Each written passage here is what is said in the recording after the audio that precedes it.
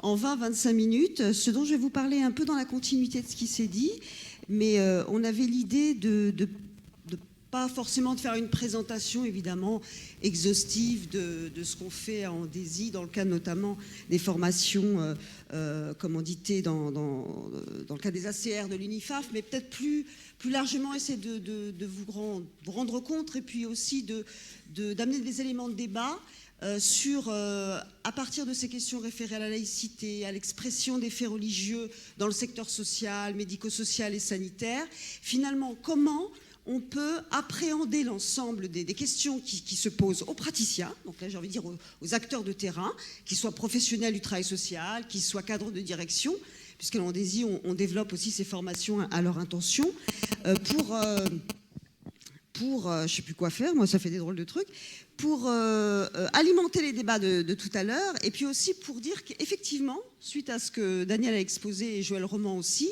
il y a des options, il y a des choix, il y a des orientations qui vont conduire, certes, des actions de formation, mais aussi toute une réflexion sur comment ces questions se posent, à la fois spécifiquement, pas forcément que spécifiquement, mais dans le champ du travail social. Donc, il y a un certain nombre, mon exposé va être découpé en 4 points. Dans un premier temps, brièvement, je vais vous exposer ce qu'il en est des choix et des objectifs pédagogiques qui ont présidé aux formations, alors que je conduis avec une équipe, bien sûr, de collègues, collaborateurs, professionnels, universitaires, formateurs. Par la suite, je vous donnerai quelques éléments d'observation. Ce que j'ai pu, vous allez peut-être vous y reconnaître d'ailleurs, les uns ou les autres, ce que j'ai pu noter comme évolution dans le type de commande, le type de la nature des formations ou des actions qui nous sont faites aujourd'hui à Andésie et sans doute ailleurs. Dans un troisième temps, parce que je trouve que ça dit quelque chose de comment progressivement il y a une évolution ou pas de la manière dont on réfléchit sur ces questions dans le secteur, hein, globalement. Dans un troisième temps, il y aura des résonances avec ce qui est dit, c'est-à-dire, moi j'ai relevé un certain nombre de questions récurrentes. Hein, ce qui au bout, moi je travaille sur ces thèmes-là et dans le cadre de formation depuis 2006, à l'initiative d'ailleurs d'Annie Léculé au départ, hein, dès 2006, qui s'est aussi emparée de cette question-là et on a travaillé ensemble dans un premier temps et on continue d'ailleurs. Des questions un peu récurrentes, des problématiques comme ça qui reviennent et qui sont traitées d'une manière ou d'une autre dans le secteur. Et enfin, si vous voulez, en termes de conclusion, j'aborderai peut-être ce qui me semble être des orientations de travail à développer, hein, sachant que j'ai l'impression, comme l'a dit Daniel, que les choses sont évidemment bien en cours dans le secteur. Alors, en ce qui concerne un petit peu les objectifs qui président aux formations que nous organisons, bien évidemment, on est parti, hein, et on part de l'émergence d'un certain nombre de comportements, de demandes, de toutes sortes de manifestations qui se formalise à partir de quelque chose qui a à voir avec des croyances, avec des pratiques, avec des rituels, et qui émergent dans des institutions du secteur sous des formes qui forcément interrogent les professionnels, les cadres des structures, parce que ce sont des pratiques, parce que ce sont des demandes, parce que ce sont des comportements qui peuvent perturber le quotidien, le collectif, voire même qui peut être perturbant dans une relation à l'usager. Donc, dans un certain nombre de cas, il y a des situations où on a l'impression que les faits religieux deviennent des obstacles dans l'accompagnement social. Donc, qui dit obstacle dit qu'il faut pouvoir les surmonter, éventuellement les contourner. En tout cas, ça complexifie un peu l'affaire. Quand vous avez tout un travail de projet d'insertion professionnelle et que vous avez une personne qui finit par vous dire « mais moi, je n'irai pas à cette réunion parce que c'est le jour de mon groupe de prière », qu'est-ce qu'on fait ? On change le projet, hein, on revoit un peu les choses, ou on lui dit effectivement, écoutez, vous n'avez pas le choix, hein, donc ça c'est des choses extrêmement simples que je vous raconte, mais bien évidemment il y a des situations beaucoup plus complexes. En tout cas, ce qui est sûr, c'est qu'il me semble que pour développer une réflexion, des actions sur ces thèmes, il faut partir concrètement des situations telles qu'elles se manifestent dans les services et dans les établissements. Bien évidemment, je reviendrai peut-être après sur le classique de ces manifestations, ce qui arrive très souvent. C'est la question effectivement de l'organisation d'alimentation, lorsqu'il y a des revendications de ce type-là. C'est aussi des questions d'aménagement d'activités pour permettre aux uns ou aux autres de se rendre à des rituels, à des fêtes religieuses. C'est la question des signes ostentatoires. Je peux vous dire que moi, j'ai travaillé dans des associations où des éducatrices de prêve portent le voile et travaillent comme éducatrices, et dans d'autres associations où même, non, je ne le dis pas bien, où on ne conçoit même pas que ça soit possible. Donc c'est intéressant de voir qu'on peut être sur des configurations qui à la fois concernent les faits religieux, les usagers, mais également, bien sûr, les travailleurs sociaux eux-mêmes, et on y reviendra puisque c'est une thématique qui me semble tout à fait importante. Alors, au-delà du fait de partir, bien évidemment, des situations concrètes, hein, qui est un premier postulat, ce qui se pose très vite, et là je fais référence évidemment à la question de départ autour de la laïcité, ce qui se pose très vite, comme me semble-t-il, comme premier réflexe pour les équipes, voire même pour plus que les équipes de praticiens, pour les équipes de direction aussi, c'est mais finalement, qu'est-ce qu'on peut faire ou pas au nom de la laïcité ? Et là, il y a effectivement un peu ce qu'a dit Joël Roman, c'est qu'on peut se retrouver au moins dans un premier temps avec l'idée que le recours à la laïcité va nous donner le cadre qui nous permettra de répondre à cette situation de façon adéquate. Donc il y a une espèce comme ça moi j'ai envie de dire, tout à l'heure il y a eu l'idée de surinvestissement, mais il y a même l'idée, au-delà d'un surinvestissement, de se dire il faut passer par la porte de la laïcité pour pouvoir répondre à ces questions. Et on verra que parfois, les faits religieux peuvent être tellement déstabilisants qu'on peut en perdre ses repères. C'est-à-dire que finalement, les praticiens vont aller chercher du côté de est-ce que c'est vraiment religieux ou culturel ? Qu'est-ce que dit le Coran ? Alors qu'en fait, c'est peut-être pas la question de qu'est-ce que dit le Coran ou pas, mais qu'est-ce qu'en tant qu'éducateur, comment je peux en tant qu'éducateur entendre ce gamin qui me parle que du Coran matin, midi, soir ? Qu'est-ce qu'il me dit à travers ça ? Donc, on est bien sûr, puisque c'est le thème d'aujourd'hui, mais il faut rappeler quand même, moi j'ai l'impression, c'est ma perception, que l'ensemble de ces situations ne pose pas nécessairement de problèmes importants dans tous les cas, bien sûr. C'est-à-dire que ça me semble important de dédramatiser aussi l'affaire parfois, puisqu'on s'aperçoit que, bon an, mal an, il y a un certain nombre de situations, et elles ne sont pas du tout rares, où on travaille avec cette dimension, comme avec d'autres, et ma foi, ça ne fait pas forcément, j'ai envie de dire, arrêt sur image, crise. Il y a même des professionnels qui nous disent, pour nous, ce n'est pas une question prioritaire. On voudrait, par exemple, on me dit, on aimerait bien que vous nous fassiez une conférence sur la laïcité pour qu'on revoie un peu le cadre, on n'est pas très au clair là-dessus, mais c'est tout. C'est-à-dire que finalement, pour le reste, c'est pas tant qu'on ne veut pas le traiter, mais c'est pas prioritaire. C'est pas finalement si compliqué que ça, ces affaires. Ça, je trouve que c'est important de le redire. Est-ce que je peux avoir de l'eau ? Est-ce que, Daniel, de l'eau ? Est-ce que tu peux ? Excuse-moi. Merci, excusez-moi. J'ai oublié ça. Alors, bien évidemment, il faut contextualiser tout ça dans le sens où, comme il a été rappelé, on est quand même dans notre secteur, dans des institutions, dans des services, où il y a parfois, dans certains lieux, c'est très très très fort, des publics d'origine et de confessions diverses.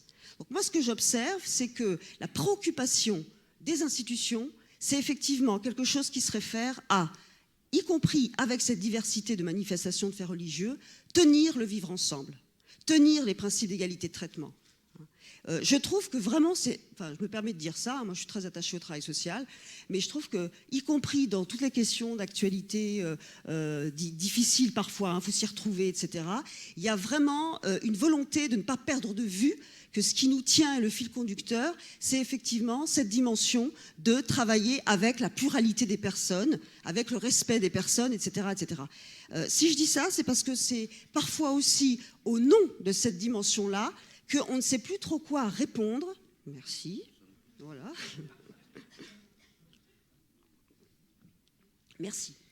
Quand on a l'impression qu'on n'a pas la réponse, ipso facto, par rapport à une situation, au regard d'un certain nombre de réglementations, on se dit, mais finalement, la laïcité, elle dit quoi là-dessus ? Bon. Alors, je vais aller un peu plus vite parce que je vois bien que je m'égare. Enfin, je ne m'égare pas forcément, mais en tout cas, je suis dans le général. Ce qui me semble important de développer dans ce type d'action de formation, ce qu'on fait en tout cas, nous et d'autres bien sûr. Évidemment, vous l'avez vu avec l'exposé de Daniel, c'est intéressant, c'est important de pouvoir contextualiser un ensemble de situations concrètes, avoir des repères, avoir des connaissances. Et bien sûr, pour ça, mobiliser aussi bien l'approche sociologique, anthropologique, psychologique, juridique, sociopolitique. Alors on ne peut pas tout faire, bien sûr, il y a des options. Si on fait une formation de 2 jours, ce n'est pas la même chose qu'on fait une formation de 5 jours. Mais en tout cas, balayer large pour justement un petit peu déconstruire ce que les uns et les autres on vit au quotidien et qu'on peut vivre effectivement de façon, j'ai envie de dire, très directe. Tu as parlé, Daniel, de la réaction par rapport à des situations qui font crispation. Moi, j'ai observé aussi, évidemment, comme toi, que parfois, il y a des travailleurs sociaux qui nous disent « mais ça, moi, je ne peux pas. Hein. Moi, le voile, je ne peux pas. Le voile, ça me renvoie aux bonnes sœurs. Hein, donc, c'est son propre rapport aussi à la question religieuse qui peut être déplacé. Ça renvoie à la question du statut de la femme. Et il ne faut pas croire que dans le champ du travail social, il n'y a pas eu de mobilisation massive, et ça continue, par rapport à des principes qui sont des principes qui semblent complètement, on va dire, en régression, quand on peut avoir cette perception de dominant-dominé à travers la situation des femmes dans certains monothéistes, etc., etc. Donc c'est pas rien. Je veux dire, on est obligé, pour pouvoir se coltiner ces questions-là dans un premier temps, d'avoir des repères et des connaissances plus larges pour pouvoir prendre un petit peu de recul par rapport à tout ça. Je prends l'exemple de Daniel qui a décliné toute la polysémie du port du voile, alors que dans un premier temps, on pourrait pas imaginer qu'il y a des choses aussi curieuses peut-être pour certains derrière cette situation. Juste une anecdote pour illustrer ça. Il y a une travailleuse familiale qui m'a dit « mais en fait, moi je porte le voile et puis je travaille dans un centre social et dès que j'arrive au centre social, j'enlève. Parce que, voilà, au moment de mon activité professionnelle, je suis dans un espace où il faut qu'il y ait une neutralité. Et ça lui pose, elle me dit, ça ne me pose pas de problème. Elle me dit, mais ma fille, jeune adulte, ma fille qui va à l'université, qui porte le voile, qui le revendique exactement comme ce que vous avez décrit, c'est-à-dire je suis française et musulmane et j'ai bien le droit, en tant que française et musulmane, de le porter, donc quelque chose de revendicatif. Elle me dit, se dit cette travailleuse familiale, elle me dit, ma fille m'a dit, et en plus, là, en ce moment, il y a des gens qui voudraient nous l'interdire à l'université. En fait, ce que veulent ces gens, dit cette fille, dont témoigne la mère, hein, ce que veulent ces gens, c'est qu'on retourne dans nos cuisines et qu'on s'occupe que de nos enfants. C'est-à-dire que quand vous écoutez ce témoignage, c'est intéressant parce que celles qui sont violemment, des personnes qui peuvent être violemment opposées au port du voile, le font, et elles ont le droit de le penser comme ça, au titre justement d'une égalité de traitement homme-femme et surtout d'une réduction du statut de la femme qui ne soit pas uniquement référée à s'occuper des enfants et rester dans la cuisine. Et la même qui le porte conteste le fait éventuellement qu'on lui enlèverait le droit de le porter avec les mêmes arguments. Donc moi je trouve cette anecdote très intéressante. Il y a quelque chose de l'ordre d'un paradoxe qui montre bien que ce n'est pas tant le voile qui est peut-être important, c'est la signification subjective et l'usage aussi social qu'on en fait. Alors évidemment, j'ai fait une parenthèse un peu longue, mais au-delà des connaissances, des repères, évidemment le deuxième axe très important qu'on a porté vraiment volontiers en congruence avec la demande d'UNIFAF, c'est de partir de ce que j'appelle moi des retours sur les expériences. C'est-à-dire partir des réalités telles qu'elles sont énoncées, rapportées, travaillées par les praticiens. Alors c'est un grand classique dans les formations professionnelles. On ne va pas faire que du théorique, comme on dit. Mais il me semble que c'est d'autant plus important, ces allers-retours entre éclairage théorique, repères, connaissances et analyse des situations réelles, parce que ça permet aussi de travailler d'un point de vue de l'individu sur son implication, parce que chaque travailleur social, y compris chaque cadre, a un propre rapport à ces questions-là, qu'il est nécessaire qu'il puisse élucider pour sortir justement peut-être d'une perception parfois un peu idéologique. C'est vrai qu'on aimerait bien, il y a certaines personnes qui disent on aimerait bien que ça se passe comme ça. Bah ouais, mais les gens en face de vous, ils sont pas ce que vous aimeriez bien. Ils viennent avec ce qu'ils sont. Donc comment on fait avec, d'une manière un petit peu comme ça, pragmatique. Alors dans les évolutions, parce que je suis sûre qu'il est au moins, ça fait au moins un quart d'heure que je parle, on va voir. Ah ben je ne l'ai pas fait démarrer alors comme ça. Bon. Donc, Leslie, il me reste encore 8 minutes. Ça va ? Hop. Dans les évolutions des commandes de formation, ce que j'observe, c'est que de plus en plus, ce qui nous est demandé, c'est de permettre aux équipes, aux institutions, de clarifier, de préciser ce qu'il en est du cadre de la laïcité comme principe, pour justement aller au-delà d'une perception première qui serait que ça serait une valeur. Parce que dans les projets associatifs et les projets d'établissement, il y a une affirmation, y compris pour des raisons historiques, mais il y a une affirmation qu'on tient à la laïcité en termes de valeurs. Mais finalement, moi j'ai lu à peu près une trentaine de projets d'établissement récemment ou associatifs qui font référence à cette dimension-là. Quand on creuse, on s'aperçoit que quand il y a cette affirmation, c'est par rapport au souci de respect, au souci de traiter les usagers, les personnes accompagnées, à égalité des autres, quel que soit leur handicap, etc., etc. C'est-à-dire que finalement, c'est une affirmation d'une valeur qui est une valeur qu'on pourrait ne pas mettre le mot laïcité, et on retrouverait les fondamentaux du travail social et de l'action éducative. Donc, un besoin de clarification de ces principes de la laïcité avec une question récurrente. Et le secteur associatif, évidemment, n'est pas étranger à tout ça. Est-ce qu'on est une association de service public ou une association de droit privé, mais comme on remplit une mission d'intérêt général, on est délégataire d'une mission de service public? Parce que bien évidemment, comme l'a expliqué Joël Roman, c'est très déterminant sur ensuite la façon dont les agents de ces services vont avoir à se définir sur le plan d'une neutralité, y compris une neutralité par rapport à, éventuellement un signe ostentatoire ou à une demande de pouvoir faire le ramadan tout en étant éducateur, etc., etc.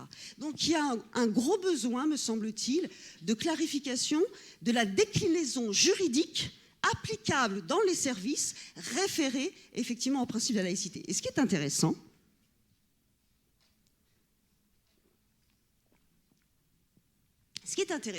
c'est que quand on creuse, on s'aperçoit que parfois, finalement, ce n'est pas du côté de la laïcité qu'il y a lieu de chercher des réponses juridiques à des problèmes qui peuvent être posés, notamment, par exemple, à des salariés qui, parfois, confondent leur posture professionnelle avec une posture personnelle et finissent par être dans un abandon de poste parce qu'ils vont aller faire leur prière. Donc là, j'ai envie de dire laïcité, pas laïcité.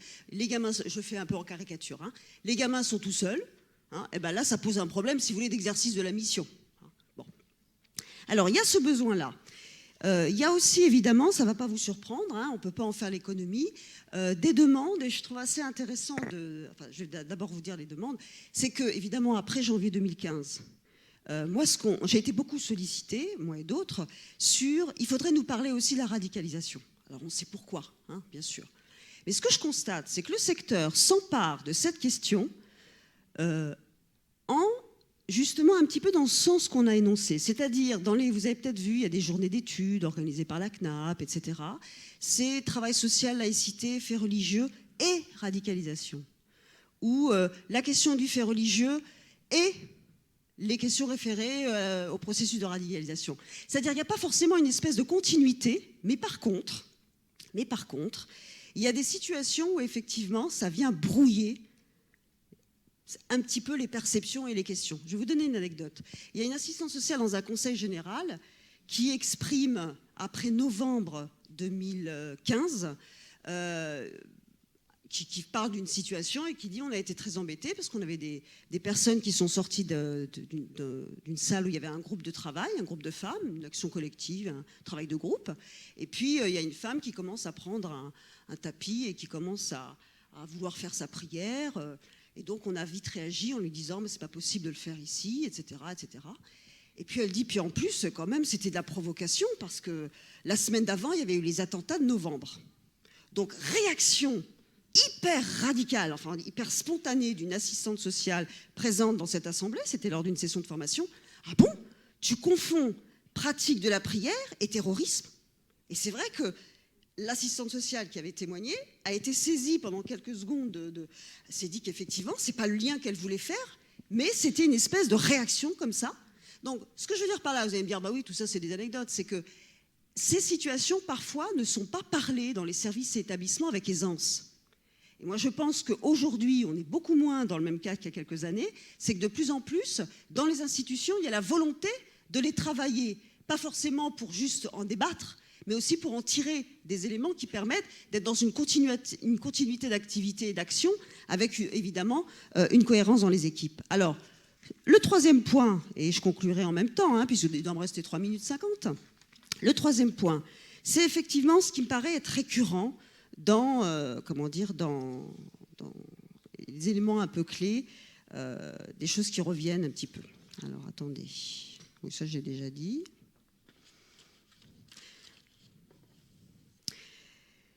La nécessité de déconstruire, construire.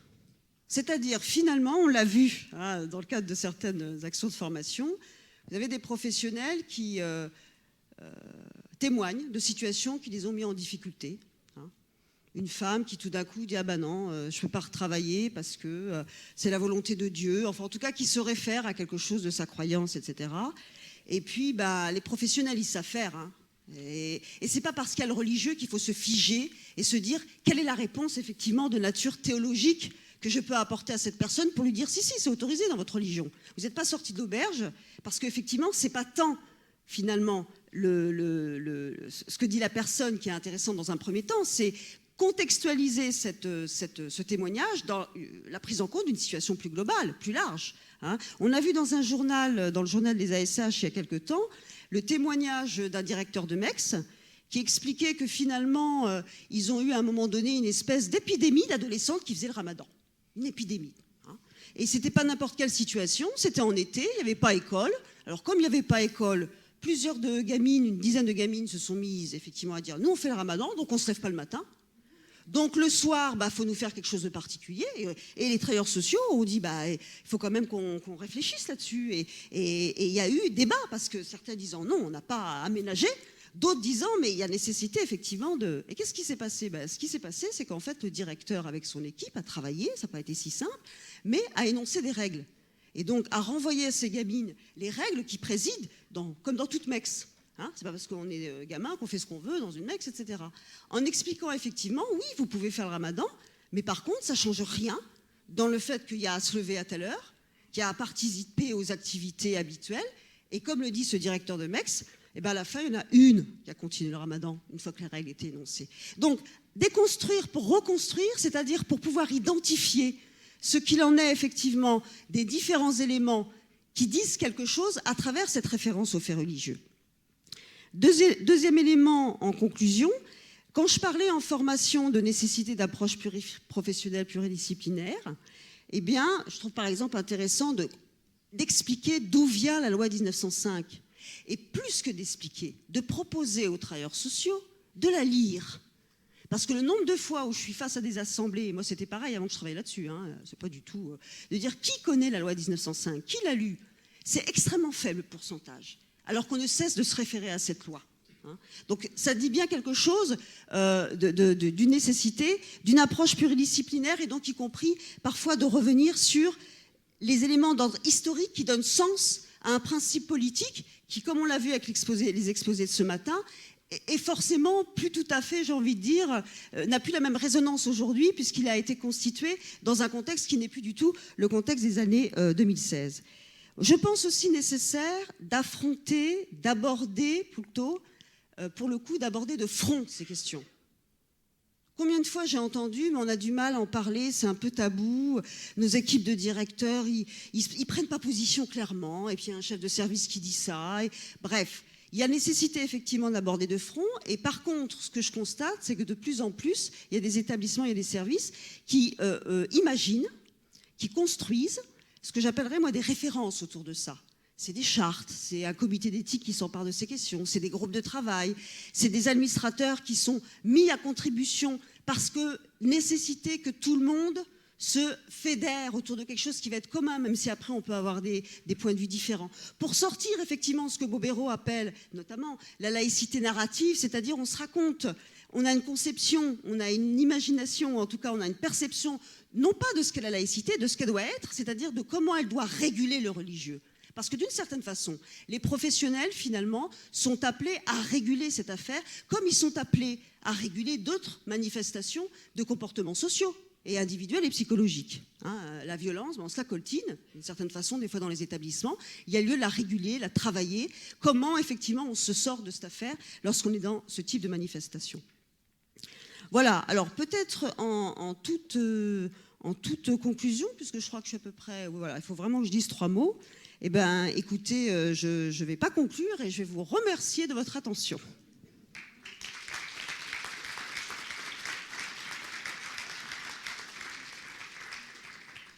Alors, je crois qu'on a la possibilité, voilà, on a parlé là les uns et les autres et on a la possibilité d'avoir un temps d'échange avec vous. Hein, je crois qu'il y a des micros qui vont circuler. Donc voilà, on vous invite à prendre la parole, poser une question ou une remarque ou voilà, apporter un témoignage, c'est ouvert.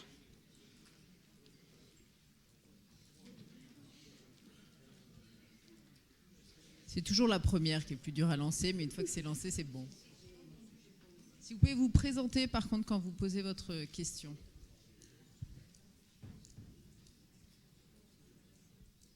Vous risquez pas grand-chose, hein.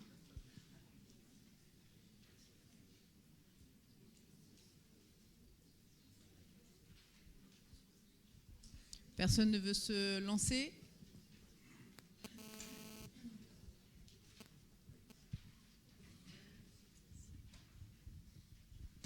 Bonjour, Ismail Adel, directeur général adjoint de la RPEI en Seine-Saint-Denis. Alors, il y a eu plusieurs choses qui m'ont un peu interpellé dans vos présentations. Derrière le mot voile, le voile, il y a le voile et il y a d'autres formes aussi, hein, le voile, le niqab, le hijab, jusqu'où est-ce que l'on va? Voilà. Ça, c'est à partir de quel moment est-ce que le vêtement, la symbolique du vêtement porte une dimension politique, obscurantiste? Et ça, voilà, c'est une vraie question pour moi. Une autre question, c'est celle des professionnels. Quand vous avez un professionnel qui pratique sa religion et qui fait la prière, vous la comptez en temps de travail ou en temps de pause?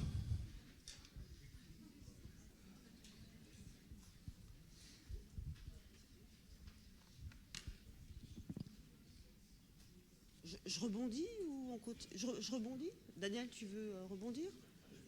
Bon, je rebondis. Alors, c'est typique des questions qui se posent effectivement dans les services et les établissements. Hein, on voit bien comment, c'est pas forcément des principes généraux, hein, ça peut l'être, mais c'est typiquement ce type de question qui peut être posée. Alors, je crois que vous avez raison de dire qu'il y a voile et voile. Bon, déjà, la législation, vous le savez, hein, distingue ce qu'il en est effectivement du foulard. Alors même si on rentre dans les détails, on a plusieurs formes hein, de tissus qui couvrent éventuellement la tête. Mais on sait que lorsqu'il y a dissimulation du visage, hein, là on n'est plus du tout dans le même cas de figure. Et puis ce que je trouve intéressant, c'est que vous parlez effectivement de dimension. Alors il y a la dimension symbolique et la dimension politique. Vous voyez, la distinction que je faisais entre voile et usage, elle se situe là. C'est pas tant le vêtement. Et en même temps, j'ai envie de dire, on peut peut-être pas forcément répondre de façon générale sur cette question. Quand vous avez une adolescente, hein, c'est un service de Prèves qui m'a raconté ça, qui est venue effectivement, alors quand même on voyait le visage, mais quand même tout en noir jusqu'aux pieds, etc., et qui était très clairement, ça évidemment, ça a pu être repéré après, dans une attitude provocatrice.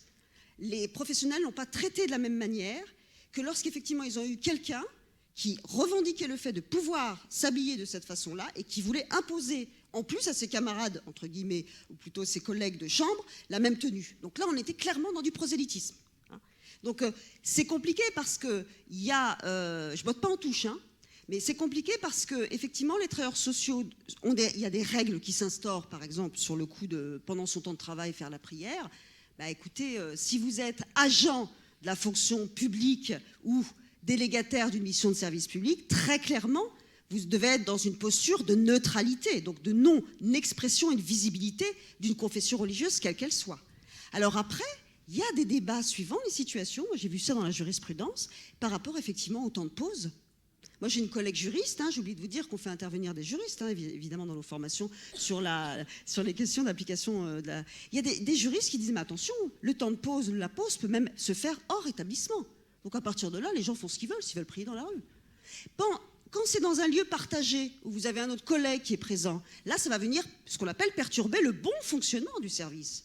Et là, on sait très bien, M. Roman parlait de manière générale du respect ou plutôt de la limitation de l'expression dans l'espace public des croyances religieuses qui est donc la référence à l'ordre public, mais vous avez la notion, et on voit bien dans les règlements d'ailleurs intérieurs des institutions, la notion du bon fonctionnement du service qui ne doit pas être perturbé par un certain nombre d'éléments, et notamment par ce type de situation. Après, c'est intéressant de creuser, depuis quand, qu'est-ce qui se passe dans cette équipe, etc. Mais ça, c'est encore autre chose.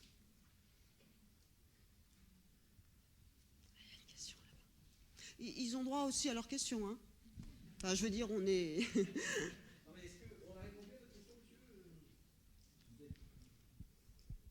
Bonjour. On aimerait bien avoir une réponse carrée. Bah oui, je sais bien. Non, vous n'avez pas l'air totalement convaincu. Non. La question des tenues en lien avec la religion, c'est pas juste... alors on l'a vu, hein, la déclinaison des jeunes qui les portent pour contester, pour affirmer, on parle même de... Mais il n'empêche que ça porte un message. Ça porte un message assez lourd. Tout à l'heure, je vous ai entendu parler de mécréants, c'est-à-dire dès lors qu'on utilise le terme mécréant pour parler de l'autre qui a une religion différente de la sienne, on n'est plus dans quelque chose qui est, on va dire, entendable, quoi. On est dans le rejet de l'autre. Et à partir du moment où on se met dans une situation de rejeter l'autre, le vivre ensemble est quand même atteint. Alors, je veux bien dire un petit mot là-dessus. Alors, toute pratique, tout usage, tout rituel, si vous voulez, a deux fonctions. Une fonction fédérative, c'est-à-dire que finalement, on pratique quelque chose avec d'autres gens dans un collectif, on va avoir le même type de pratique, c'est-à-dire que par exemple, un groupe de jeunes va décider de faire Ramadan dans une mecque, etc. Bon, ben voilà, tous ceux qui vont se retrouver dans cette pratique, dans ce rituel, eh bien, vont se fédérer, vont se regrouper, vont constituer un collectif, et en revanche, tous ceux qui ne le pratiquent pas vont s'en sentir forcément exclus. Donc il y a un double mouvement, il y a un mouvement à la fois fédératif de collectivisation d'une pratique et en même temps d'exclusion forcément de l'autre. Et toute forme finalement de religion, de rituel, de pratique exclut ceux qui ne le font pas. Hein. Et on le voit bien dans les équipes de travailleurs sociaux, on a on va dire, des espèces de dérives, c'est pour ça que j'irai un petit peu dans le sens peut-être où vous souhaitez vous entraîner. On a des dérives où on voit par exemple dans des équipes des éducateurs qui ne mangent plus ensemble. Qui ne mangent plus ensemble parce que les règles, si vous voulez, alimentaires sont devenues tellement exigeantes qu'on ne peut pas mélanger les couverts, qu'on ne peut pas mélanger les plats, voilà, et que par conséquent, ça crée effectivement une forme d'exclusion. Alors, je ne dirais pas que c'est majeur comme phénomène, hein, ça reste quand même très minoritaire, mais avec Faiza, dans les enquêtes qu'on mène, on a quelques exemples comme ça d'équipes qui se fracturent autour de ces pratiques supposées religieuses, parce que j'ai toujours un petit doute. L'exemple rapporté par Faiza tout à l'heure, qui a été raconté dans un très bon article des ASH sur la MEX de Toulouse, montre bien finalement qu'à partir du moment où on remet au fond du fonctionnement collectif général, eh bien d'un seul coup, ça calme les pratiques fracturées. Vous voyez ce que je veux dire ? C'est-à-dire qu'au fond, ce que dit très bien Nicolas Cadenne, le délégué général, je crois, de l'Observatoire de la laïcité, comment vous dites ? Secrétaire général de la laïcité, il dit quelque chose de très intéressant. Quand on est en difficulté, il faut regarder l'intérêt général. Ça, je trouve, c'est une très bonne modalité de fonctionnement dans des équipes de travailleurs sociaux. Quand on est en difficulté, qu'on ne sait pas trop sur quel pied danser, regardons ce qui va être le plus intéressant pour le maximum de gens. Et je trouve que c'est assez sain, de cette manière-là de raisonner. Vous voyez ? Mais c'est vrai que je reconnais qu'on n'a pas forcément réponse à tout. C'est pour ça que je me suis permis d'essayer de déconstruire le port du voile en montrant, et je ne me suis pas rentré dans les détails, niqab, tchador, etc., parce que ça, c'est de la théologie, j'ai presque envie de dire. On rentre là dans une espèce de cuisine religieuse très compliquée, en plus très compliquée, parce que ce n'est pas les mêmes pays, ce n'est pas le même contexte politique, on n'est pas effectivement dans le même type de vêtements. Faiza a très bien répondu, il y a une règle juridique aujourd'hui, on n'a pas le droit de dissimuler son visage dans l'espace public. Voilà, c'est la seule réponse qu'on peut faire, le droit, toujours le droit. Hein, c'est comme pour la laïcité, le droit, toujours le droit. Hein. Et on peut guère aller au-delà, parce qu'après, c'est chacun sa pratique. Et chacun donne un sens à ce qu'il porte d'une certaine manière. Vous voyez ? Même si pour ceux qui reçoivent ce signe d'appartenance, ça peut être hostile. Je le reconnais. Hein ? Je pense qu'il y a dans certains ports de voile, une forme d'hostilité. C'est comme le type qui ne serre pas la main d'une femme, voyez, ou d'un homme. Vous voyez, il y a une forme d'hostilité qui dit quelque chose du rapport que la personne entretient avec le contexte dans lequel il vit.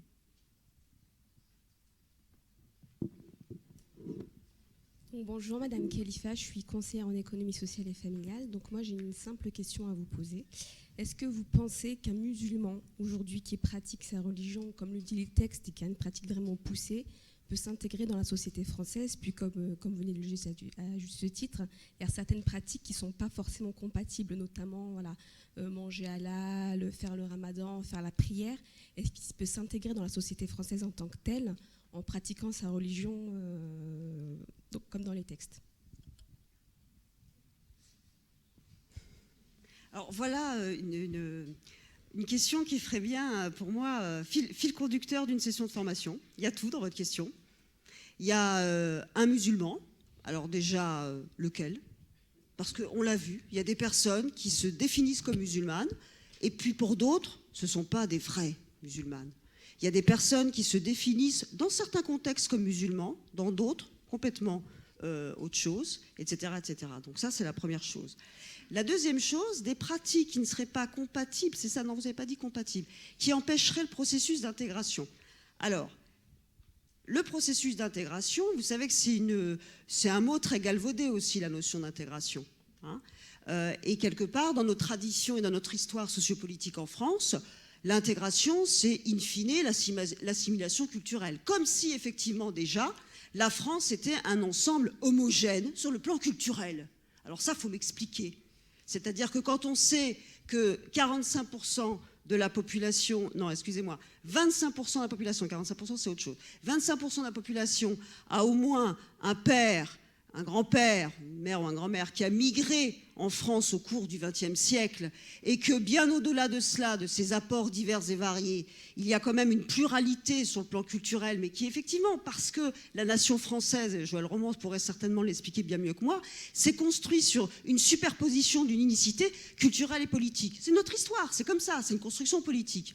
Bon, mais bon an, mal an, quand on regarde, on va dire, ne serait-ce que les patronymes des personnes qui habitent ce pays, et en particulier dans certaines régions, il y a une diversité, et c'est cette diversité qui fait qu'il y a un ensemble qui n'est pas si homogène que cela.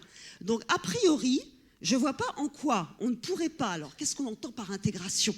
Être reconnu comme français à part entière, avec toutes les questions que ça pose, hein, cette appellation, je ne vois pas en quoi on ne peut pas composer avec des éléments divers et variés, si ce n'est qu'effectivement, lorsque ces éléments divers et variés viennent contrevenir à une possibilité d'un vivre ensemble avec une dimension excluante, là c'est un problème. Et pour moi, ce n'est pas la question de l'intégration ou de pas d'intégration.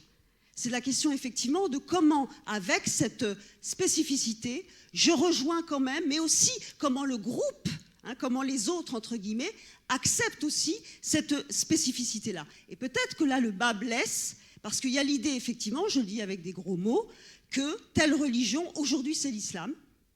Il ne faut pas croire que dans l'histoire, il n'y a pas eu d'autres présupposés par rapport à d'autres religions, seraient incompatibles avec, effectivement, un vivre ensemble en France. Bon, je ne sais pas si je ne suis pas sortie de mon rôle, mais c'est une perception que j'ai, à travers votre question, j'ai eu besoin de la formuler. Bon.